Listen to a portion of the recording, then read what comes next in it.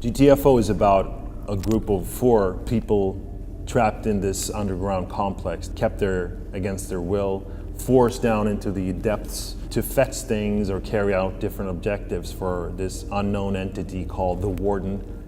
The underground complex has been abandoned for many years and it's been overrun by flesh-eating, grotesque monsters, and you want to get out of there.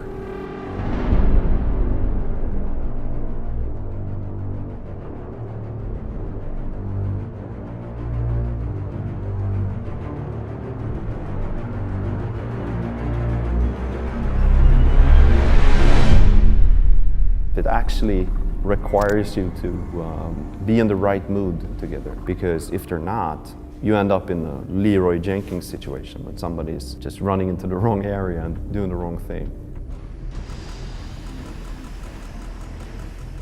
You have survival horror levels of resources. You're almost always running out of ammunition. You're almost always running out of health.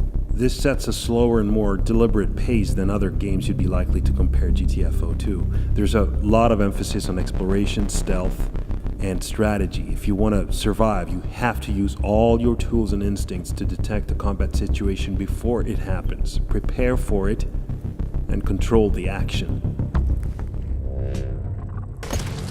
What we experience is that a lot of games that claim to be cooperative really only require the players to fight alongside one another and not really fight together and communicate and coordinate. If you like a challenge, if you like playing together, if you like solving problems in groups, this game is for you. It is very challenging. It is something that will put a different strain on your team than other games. But if you're up for the challenge, this is something for you.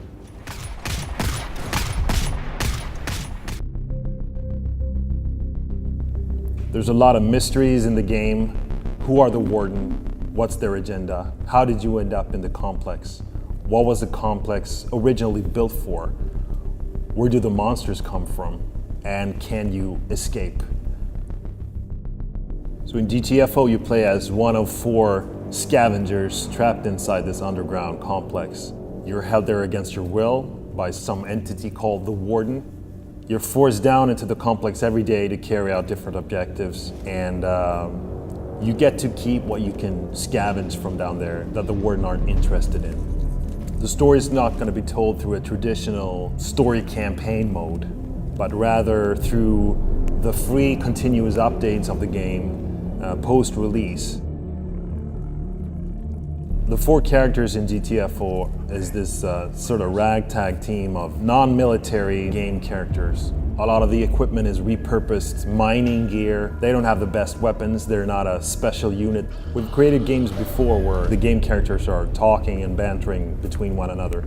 But for GTFO, we really want to take that to the next level. So we have created this proprietary system that can have the characters say different things, and it'll sort of adapt to the current situation and the conditions of the current gameplay session. Do not move. Sleeper. Of course, all this work going into the systems would be a waste of time if the dialogue wasn't excellent. So we hired a professional writer to help us out. Adam Gascoigne is writing dialogue for the game, and he's been involved in some fantastic titles. These are characters, after all, that you as a player are going to spend a lot of time with, and it's important that there's things to take from, things to build the relationship on between the characters and between you as a player and the characters. My name is Ronan Summers. I play Hackett in GTFO. He's an Irish character, and despite being a cynic and a pessimist and all that stuff, he's also the kind of guy that's not going to let you down.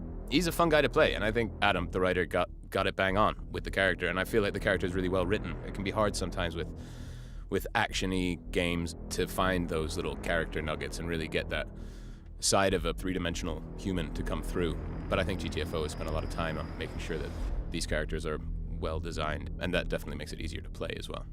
Many games these days that I work on tend to have some level of choice or variation in the dialogue, but Very few have quite the level of distinction in the way that the same piece of information can be delivered to a player over and over and over again in so many different ways with so many different permutations, whether they're shouted or whispered or something in between, and depending on context and situation. It's pretty phenomenal. I think all that work is really going to pay off when the game comes out and the players get their hands on it. Fans are in for a treat in terms of just the dialogue system and the work that's gone into it. I think it's going to lead to some real replayability for people to just hammer at this thing for 100 hours on end.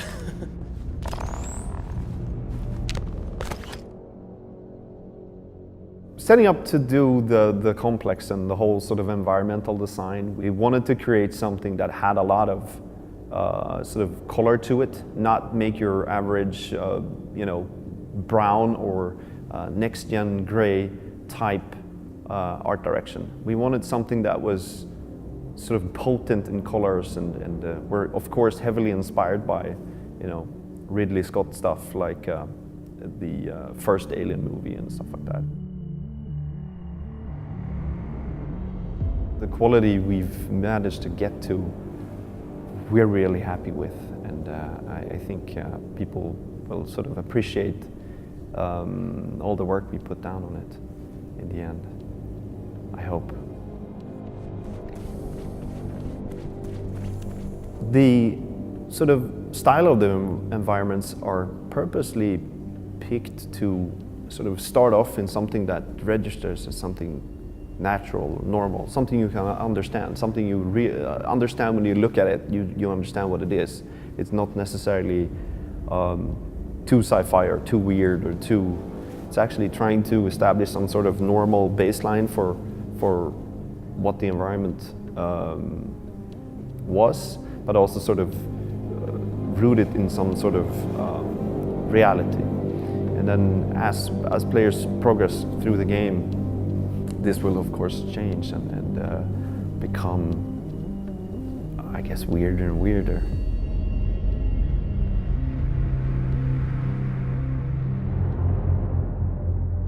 We set out to design something that will freak people out. How do we do that? What are they? They're not zombies. They're not aliens. There's something that's disgusting. When we concepted the creatures, we explored so many different designs on paper. We did the most ridiculous stuff, but we had to get it out of our systems. Like, how do we get the readability out to the players, but also keeping it scary in the horror genre. So we had a lot of crazy ideas that we actually tested out, but didn't really work out. Maybe it got a bit ridiculous. That just didn't work for the setting. Everything kind of ended up being more subtle, actually, which is the difficulties, because we want that readability. We want to communicate clearly. When designing like the disgusting stuff, everything is all in the small details.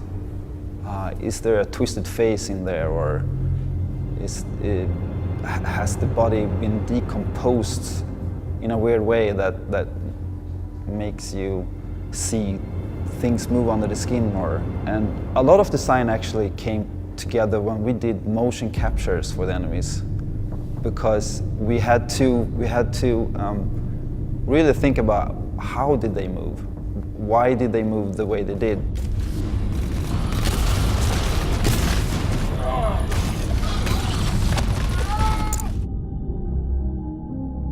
There's really no other genre of games or movies where sound is as important as in horror. And for 18 years, as long as I've been working in the game development business, I've been wanting to do a horror game. And finally, the day has come. What we decided to do was start measuring all these little events and actions performed by the players and the monsters, like whether a monster is actually targeting you at the moment, or if you close a door and suddenly that monster doesn't have a line of sight to you, or you're running out of ammo, you're picking up more ammo, your teammate is downed. All these little things that affect your level of stress from second to second will influence the music and change its intensity or mood in subtle ways. And It makes for the most complex and dynamic music system that I've ever been involved with. From a style standpoint, the GTFO soundtrack is very different from the often empowering and in-your-face music I've done previously. The music in GTFO is much more subtle and conveys a feeling of dread and vulnerability. The way it's implemented with near infinite combinations of random elements makes it unpredictable, and that helps make it very eerie. Weaving the music this tightly into the gaming experience has been a great technical challenge, and I can't wait to see players be absorbed into GTFO with the help of this soundtrack.